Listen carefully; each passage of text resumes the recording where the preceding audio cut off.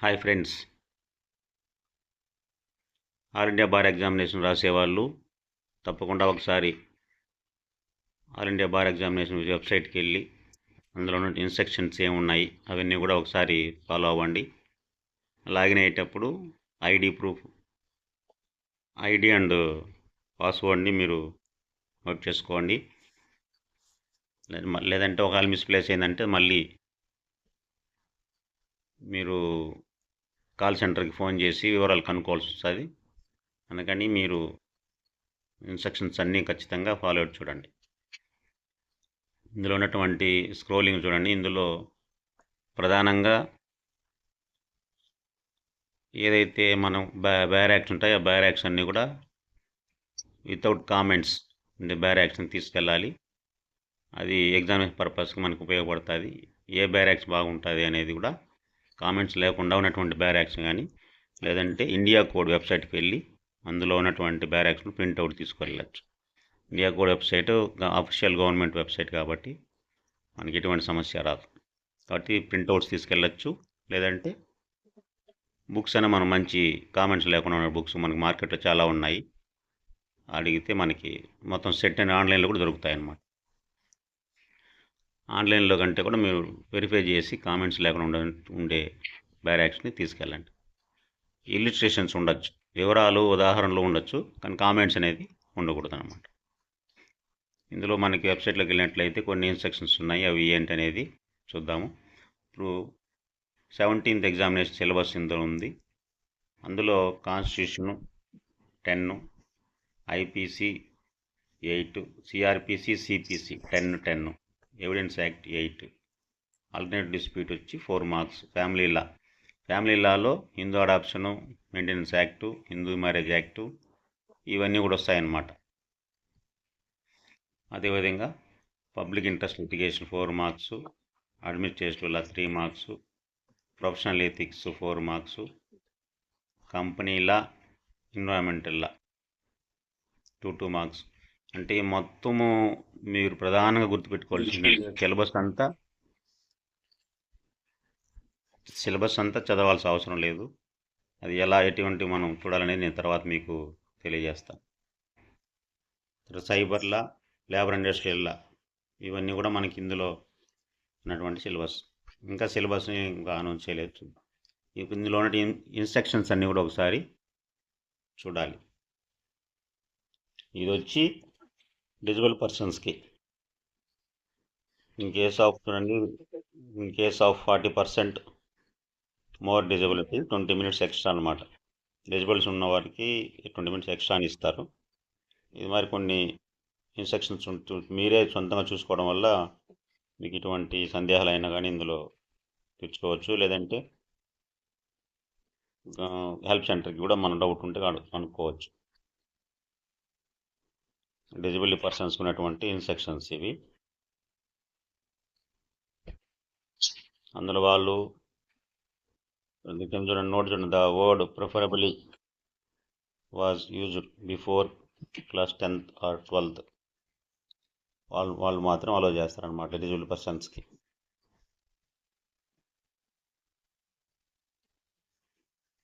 అదేవిధంగా నెక్స్ట్ ఏముండదు చూద్దాం. ఒకసారి మీరు స్వయంగా ఇందులో ఉన్నటువంటి ఇన్స్ట్రక్షన్స్ అన్నీ కూడా మీరే ఒకసారి చూసుకోవాలి. యూట్యూబ్లో చాలా వీడియోస్ ఉండొచ్చు, వాటిని కూడా నమ్మడం కాదు. మనం కూడా సొంతంగా ఎవరైతే క్యాండిడేట్స్ ఉన్నారో వారు వెబ్సైట్కి వెళ్ళి మీరే స్వయంగా ఉన్న ఇన్స్ట్రక్షన్స్ అన్నీ కూడా చూస్తే మంచిది. ఇందులో ఎఫ్ఏక్యూ చూడండి, ఫ్రీక్వెంట్లీ ఆస్క్డ్ క్వశ్చన్స్. ఇవి ఓటీపీ ఎలా ఉండాలి, ఓటీపీ ఎంటర్ చేసినప్పుడు ఏ మొబైల్కి కానీ ఈమెయిల్కి కానీ ఓటీపీలు వస్తాయి. ఆ ఓటీపీలని జాగ్రత్తగా ఎంట్రీ చేసి మీరు అప్లై చేసేటప్పుడు జాగ్రత్తగా ఎంట్రీ చేయాలి. రిజిస్ట్రేషన్ అప్పుడు ఇలా చూడండి, ఫ్రీక్వెంట్గా వచ్చే డౌట్స్ ఇవన్నీ ఉన్నాయి. How should I login the portal again? Please check your email inbox or స్పామ్లో కానీ ఈమెయిల్ ఇన్బాక్స్లో కానీ you would have receive user name and password to login. From BCI website help desk. కాబట్టి యూజర్ నేమ్ పాస్వర్డ్ని మీ mail నుంచి సేవ్ చేసి పెట్టుకోవాలి. Next, should I mention OTP during registration process? During registration you will get the OTP through email and mobile number. మొబైల్కి వాటి రెండుకి వస్తుంది. Please note you have to mention both PD OTP email and phone number. రెండు కూడా mention చేసి పెట్టుకోవాలి జాగ్రత్తగా. కాబట్టి ఈమెయిల్కి వచ్చిన ఓటీపీని ఈమెయిల్ ఓటీపీలో, ఫోన్కి వచ్చిన ఓటీపీని ఫోన్కి వచ్చిన ఓటీపీలో ఓటీపీ బాక్స్లో ఎంటర్ చేయాలి. Is enrolment necessary to appear for the exam? As per the general instructions provided, you are eligible to appear for the exam after enrolling in your state bar council. అది state bar council enrol అయిన తర్వాతే మనం ఎగ్జామ్కి eligible అనమాట. How should I check my eligibility? You are required to follow the guidelines and eligibility criteria provided in general instructions. కాబట్టి general instructions అన్నీ కూడా ఒకసారి వెరిఫై చేస్తే దాంట్లో అన్నీ కూడా వివరాలన్నీ కూడా ఉంటాయి. ఈ విధంగా సైట్కి వెళ్ళి మనము వివరాలన్నీ కూడా ఒకసారి చదువుకోవాలి. వాళ్ళు చెప్పినట్టు వీళ్ళు చెప్పినట్టు చేసినట్లయితే 1 year మనకి వేస్ట్ అవుతుంది. మీరే రియల్గా వెళ్ళి విజిట్ చేయండి సైట్కి వెళ్ళి. ఇంకా ఈ విధంగా ఇంకా మనకి ఇంకొన్ని వివరాలన్నీ ఉన్నాయి ఇందులో. ఇవన్నీ కూడా ఒకసారి వెళ్ళి వివరంగా చూసుకోవాల్సిన అవసరం అనేది ఉందన్నమాట. కంటిన్యూగా మీరు ఫాలో అవ్వండి. చాలా ఈజీగా, పెద్ద కష్టం లేకుండా పాస్ అయ్యే మెథడ్స్ అన్నీ కూడా నేను మీకు తెలియజేస్తాను. నెక్స్ట్ మనకి ఇందులో ఏమి ఉన్నాయనేది చూద్దాము.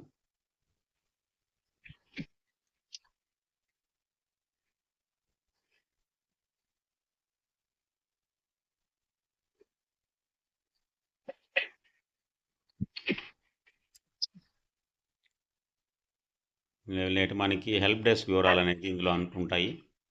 హెల్ప్ డెస్క్ వివరాలు కంపల్సరీగా మీరు నోట్ చేసుకొని, డౌట్స్ కానీ, లేదంటే మీకు ఓటీపీ రాకున్నా కానీ, లేదంటే అడ్మిట్ కార్డ్ రాకుండా హాల్ట్కి రాలేదన్నా కానీ, ఇంకేమైనా సమస్యలు తలెత్తినా కానీ హెల్ప్ డెస్క్ ఉంటుంది. వాళ్ళకి ఫోన్ చేయొచ్చు, మెయిల్ చేయొచ్చు.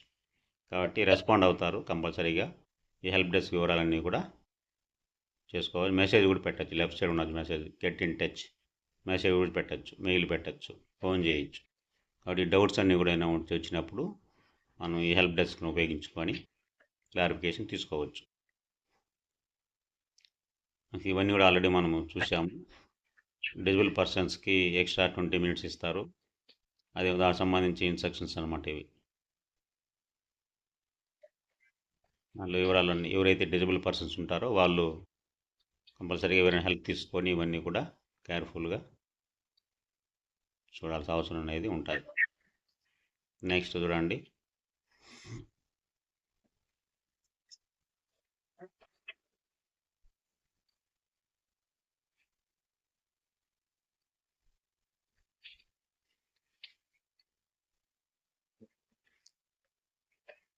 నెక్స్ట్ ఇందులో మనకి సిలబస్ ఇంకా మనకి అనౌన్స్ చేయలేదు.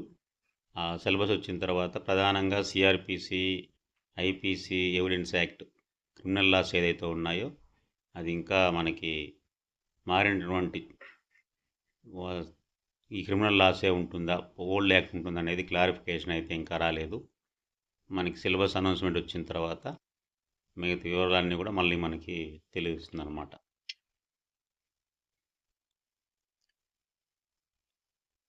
అది ఇందులో మనకి ఇంకా ఈ రిజిస్ట్రేషన్ ప్రాసెస్ ఎట్లా ఉంటుంది అనేది ఇందులో ఒకసారి వెళ్ళి చూద్దాము. ఇది మనకి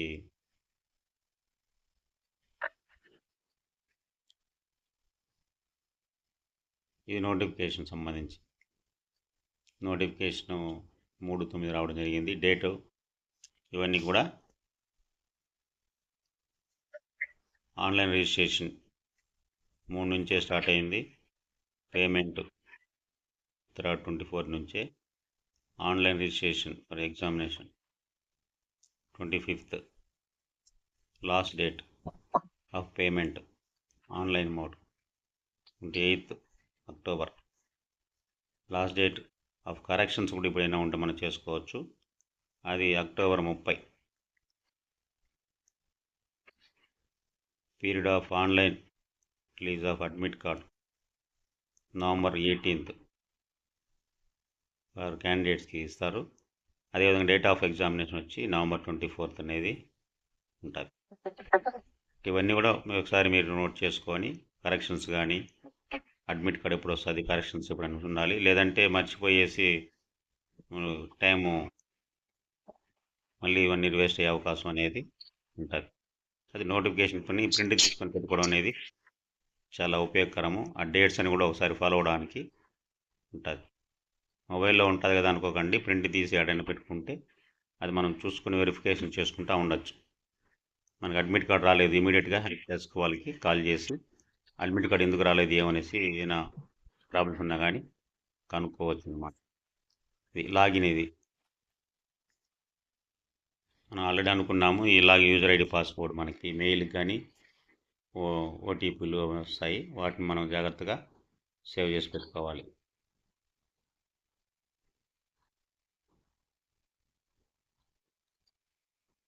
ఎప్పటికప్పుడు మనం రిజిస్ట్రేషన్ అయిన తర్వాత ఇవన్నీ కూడా మనం డౌట్స్ లేదంటే వాటిని కరెక్షన్స్కి వచ్చేప్పుడు కూడా మనం వీటి లాగిన్ అయ్యి